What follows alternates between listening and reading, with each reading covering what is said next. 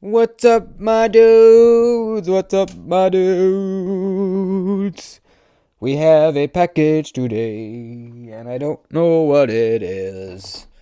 I really don't. I really don't know what this is. Um, I have a couple things coming, and I don't know which one it is, so we're gonna have to find out together here. Please subscribe before you, right now, before you forget. Also, like the video before you forget. And follow me on Instagram, duties_daggers. Says it right there. Thank you, dudes. Thank you, folks. Thank you, Duderinos. So let's get on in here. Mystery package. I'll probably know as soon as I open it. It's another box. Inside that box. Weird. Okay. This is a mystery, dude. This is a big mystery.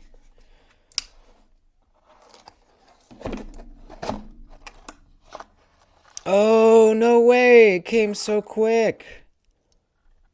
Oh, awesome. All right. So this is a package from Blade Ops. Hell yeah. So no surprises here. This is what we got. Oops, that has my address on it. Hang on. Hopefully I didn't show anything. So, I recently became an affiliate of Blade Ops. They have a really good selection. I haven't really been like super aware of them until in the last couple months, and I I forget if I reached out or they reached out to me. I think I reached out and asked if they were doing affiliate stuff. They said yes. They said we'd be glad to have you on, and I'm really really stoked about it. So there's a link to them down in the description, and I will link both of these down in the description. That will take you right to them. Great selection, really, really nice guy that I've been dealing with. Super, super good customer service. So what happened was I decided I was going to order a Civivi from Blade Ops. Didn't contact them, paid full price, all that stuff. And then I get an email saying, hey, we saw that you made an order. Why don't we throw in something to lend you to your channel for review? So go ahead and pick out something on the website, and we'll throw it in for you. We'll lend it to you. You review it, you send it back. So I said, hell yeah, that's awesome. And I picked out this one. It's an iconic. This is a new knife brand that I've been really curious about. We'll talk all about it. But I want to open the Civivi first here. So big thanks to Blade Ops. If you guys aren't familiar, go take a look at what they got. So this is a new Civivi, one that, there hasn't been a Civivi that's come out in a little while that I was really stoked about. This one, however, as soon as I saw it, I thought, yes, I'm going to buy that. It is the Civivi Sokoke. Oh, yeah. All right. Oh, it's a little bigger than I thought, and that is awesome. That is perfect. Gosh, Civivi really upped their game on the micarta. Holy crap. Yeah, Civivi historically has not had very good micarta at all. In fact, usually when I get a Civivi, I don't get the micarta option because I just don't like it. But this is a vast improvement. I really hope it's not just for this design. I hope this is a new thing for Civivi on all their knives. That they're going to start using this better stuff. This is awesome. It looks good. It feels good. It actually has texture. It doesn't feel plasticky like their other stuff. That is awesome. So this is a Ray Laconico design. You can see right there. You can see his name. I've been, always a big fan of Laconico, but it wasn't until recently that I finally got my first Laconico knife or Laconico design. This is the Artisan Cutlery Centauri. Really, really, really like it. So I'm really stoked to have another of his designs in the collection. This is basically a budget version of the Wii Esprit. Another, obviously, Laconico that looks very similar, except it has, premium materials, M390 or 20CV or something on the blade, and then, titanium. So this is a budget version of, basically, of that. I don't think it's exactly the same, but it's very similar. So we have a front flipper and thumb studs, and we have a deep carry clip inset with flat-headed screws. Awesome. This is a Civivi clip that I really don't mind too much. This is not really their typical clip. So this one I really don't have a big problem with. That's awesome. So, been dying to flip this thing. Let's do the thumb studs first. All right. That felt good. Yep, that felt really good. Good detent. Reverse flick. Oh yeah. Front flip. All right, yeah. All right. This thing is nice. Ooh, yeah. It's super ergonomic. Damn. Yeah, it looks like we have contoured scales. It's slight, but they are contoured. So super good ergonomics. Thin behind the edge, too. Excellent edge. Glassy edge. Wow. Kind of a spear pointish blade. Spear point, drop point. Really like the blade shape. Just really versatile. Probably the most versatile blade shape right here. Lock bar access is good. That's great. We got little jimps on the lock bar here. You know, it's a nested liner. You can see we have full liners in there, but they're nested inside the scales, which is great. Yeah, this is really nice. You know, the only thing is I wish it wasn't a bead blasted blade. I'm not a fan of the bead blast. I wish it was stone washed or even just a satin. But if it really bothers you that much, you can get the black washed bladed version. There's that version as well. I just really liked the look of this brown micarta, so I had to get this one. You know, the bead blast is not the end of the world. Yeah, this is really comfy. Feels a little gritty in the pivot. I'll probably take it apart and clean it, and that should clear right up. I don't see any reason why it would be like that. Yeah, this thumb stud action is really good. Excellent. All right, yeah, this is really good. This is kind of exactly what I thought it would be. Can I do, oh yeah, ooh yeah. Oop, my finger got in the way. Yeah, this front flipper is really easy to operate. Let's put it up against the other Laconico here. See if we can see any similarities. Not really. Maybe the handle a little bit. You know, he likes to use just kind of more neutral handles, which I like, you know. But there are subtle lines in this handle that make it more ergonomic. You know, we have a little bit of a swell here in the middle. You know, a little bit of a hook kind of back here to make you feel more locked in. So subtle lines, but very, very comfortable. Super comfortable. Awesome. All right. That seems to be a win in my book. Like I said, or like I always say, carry it for a week to 10 days-ish, and then I'll do a full review on it. So you got that to look forward to. Let's check out this Iconic.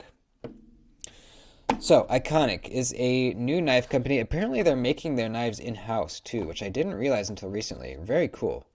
They are a budget-oriented brand, but they are bringing in very well-known designers for their designs, all of their designs. So, there's a design that is done by Ramon Chavez of,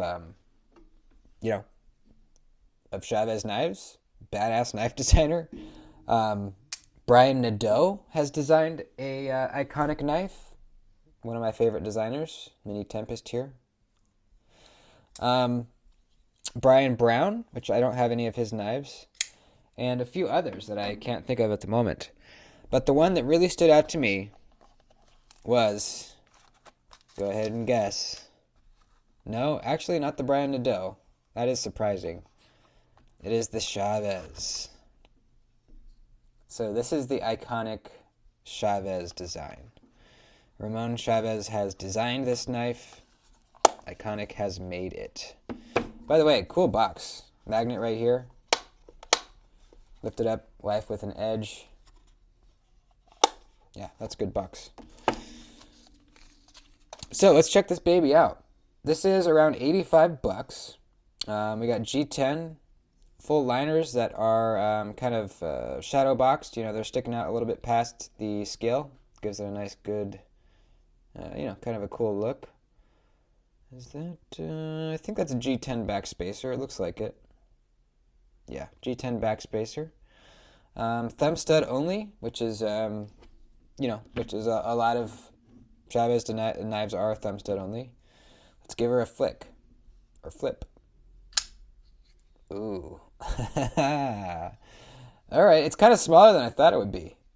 But it's actually a really good size. Alright, let's see here. Ooh, yeah. Great thumb stud action. Smooth.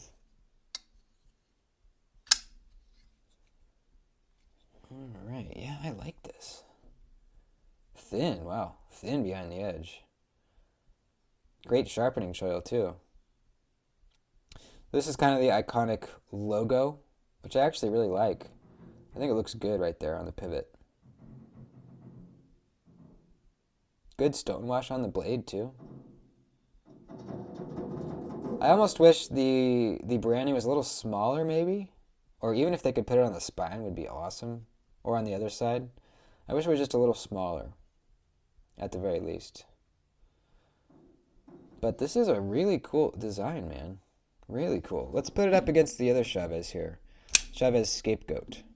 So you can for sure see that it's a Chavez design. Absolutely.